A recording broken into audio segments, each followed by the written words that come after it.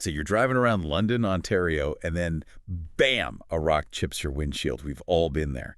Today's deep dive is for you. We are going to cut through all the noise and give you some clear, actionable insights into what you should really expect to pay for a new windshield right here in the city. And we can jump right to the big question. Right? Based on everything we looked at, the typical cost for a full replacement in London is generally somewhere between $200 and $500. Wow. Okay.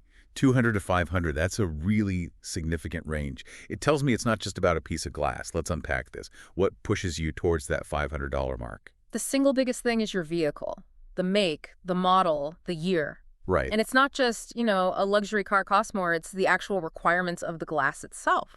Newer models, they often have these very specialized, highly curved windscreens. Or you see this with a lot of EVs, they need acoustic laminated glass just to keep the road noise down. That kind of specialized glass instantly pushes the price up. So the takeaway isn't just that new cars cost more. It's that the non-standard shape or the material of the glass is the real driver. That's a key distinction. Okay, now what about choice? I always hear about OEM versus aftermarket glass. Right. So OEM, that's original equipment manufacturer, is glass that matches your car's factory specs exactly. It's the same piece that was on it when it rolled off the assembly line. And the price difference there is pretty specific, right? It is.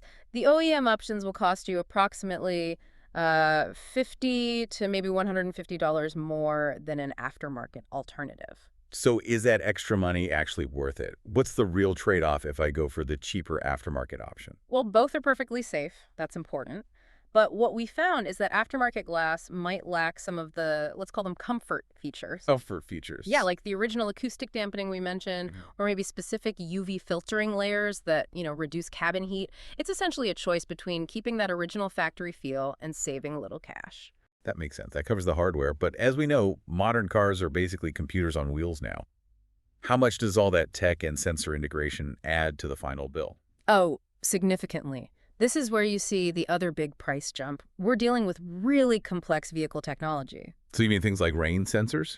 Rain sensors, heating elements that are actually embedded in the glass, or compatibility for a heads-up display. The HUD, right, that projects your speed and things right onto the windshield. Exactly. And that brings up the most critical part, calibration. Calibration. I'm fascinated by this. Does this mean a technician needs diagnostic tools just to install glass now? Precisely. They absolutely do. It's not just about fitting the glass anymore. These advanced features require careful electronic calibration after the glass is in. And here's why it matters for you. Okay. If that calibration is off by even 1 single degree, it can compromise your advanced driver assistance systems, your ADAS. Meaning your lane departure warning might not work. It might be useless, or your emergency braking could fail to deploy correctly. That precision work contributes heavily to the final price. That's a huge safety issue.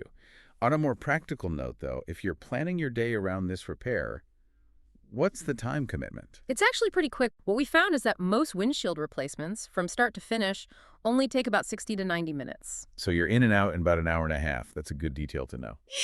Okay, so to wrap up our deep dive here, the key takeaway for drivers in London seems to be this: that final price tag from $200 to $500, it isn't really about the shop you choose. It's all about the technology embedded in your car. That's the bottom line. You should expect to pay a premium for specialized shapes for the OEM brand, and especially for that essential calibration. And if we connect this to the bigger picture, it raises an interesting question for you to think about. While that quick 90-minute installation is great, when you consider how crucial that calibration is for your car's safety features, like the emergency braking, how does the initial cost of glass relate to the overall safety of the car you rely on every single day? It's a trade-off between price and tract, well, peace of mind.